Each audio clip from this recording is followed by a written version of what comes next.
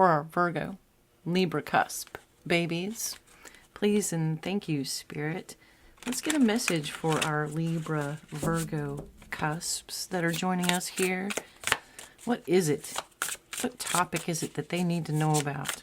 What would you like for them to know? I'm going to pull from a spread that I made for cusp readings. This is a little bit of the past energy. We have the Magician. The current energy is the Star. And the future energy is the Hierophant. Wow.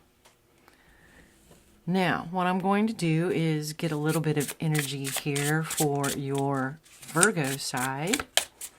Where's our Virgo side at, please and thank you, Spirit? And where is our Libra side energy? Let's have a look at that, please, and thank you. Empress, beautiful. Look how many major arcanas are involved here. This is a big deal for you. What is this big message here, please, Spirit? I'm going to fill this energy in with an oracle card, just to help us get a little more detail on the subject itself for our Virgo Libra Cusp babies, please and thank you, Spirit. Let's have an oracle card just to fill out the topic overall. What is it that you would like for them to know? Impasse. Reflect, redirect your energy and finding sanctuary, opening to your spiritual source. Well, there we go. There's your spiritual source card. So this is the message then, basically, savor your life there, passion and pleasure. That the topic that they're wanting to discuss here is about getting to an opening of your spiritual source. And that this is something that you have possibly been working on, but you're maybe feeling, at least this Virgo side of you may be feeling that it might not be such a worthwhile endeavor, or maybe you're feeling that spending too much time working on or focusing on your spiritual connection is interfering with the things that Virgo says you have to do, right? Virgo's all about your practicality. It's all about the day-to-day things that are happening. And maybe this is getting a little clogged. That's kind of what I'm hearing. We have the Wheel of Fortune on the bottom of the deck. And with all of these major arcanas, this is a big deal. This is a big change. Shifting inside of you is what I'm hearing. So what is this impasse, right? What is this impasse that we're dealing with here, please? And thank you, Spirit, for our Virgo Libra Cusp babies. Let's talk specifically about this impasse. We have the Queen of Wands, the Queen of Pentacles, and the Five of Coins, with the Eight of Cups on the bottom of the deck. So I am seeing that there is a bit of reinforcement here about the message that I was discussing about how your Virgo side is sort of saying that these things aren't practical. How can you, expect to find stability in something that is as impractical as your spiritual connection? And there's like these concerns, right? About how is it that you're going to pay for life is what I'm hearing. Like, what is your income going to be? How are you going to make an income, with your spiritual source, your connection? That your Virgo side is really asking these tough, hard questions of going like, what is it that you think you're going to find here, and how is it going to pay the bills? And I'm just getting this very practical voice. This is the impasse. All right, so Spirit, they have this star here. This is the direction that they're going. This is the direction that they need to go with this Wheel of Fortune. So how do we help them get to this point of not arguing with themselves about how this future is going to manifest, is what I'm kind of hearing. All right. Let's have some advice then, please, Spirit, for them specifically. You might be thinking about changing jobs or changing your career. You're having this passion about moving forward towards this calling. We have the King of Cups. We have the 8 of Coins and the 10 of Swords. With the Ace of Swords on the bottom of the deck, this is your truth.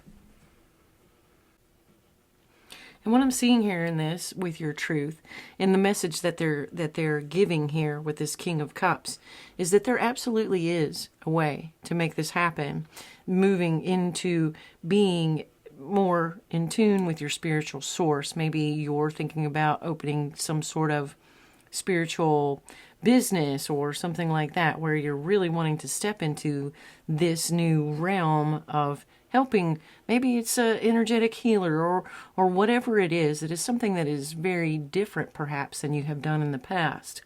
And what they're saying is there's absolutely this way. This is like the King of Cups would be like being in full command of these intuitive, emotional, and spiritual elements. And that working on this is something that you could do. And I'm even seeing how, like, you're feeling almost as if you don't do this, that it's just going to be the end of all happiness. And with this savor your life, right on the bottom here, being the most important thing is for you to be enjoying your experience here. That is what, honestly and truly, we are here to do. We are here to live. Live to our fullest capacity. And that's not always about finance, right? It's not always about stability and security in your future and your retirement plan and all of the things that Virgo would like for you to remain focused on.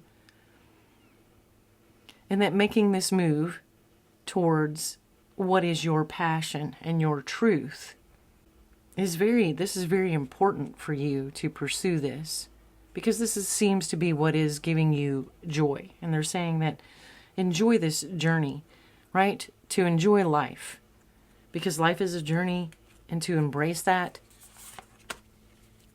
brings on this transformation.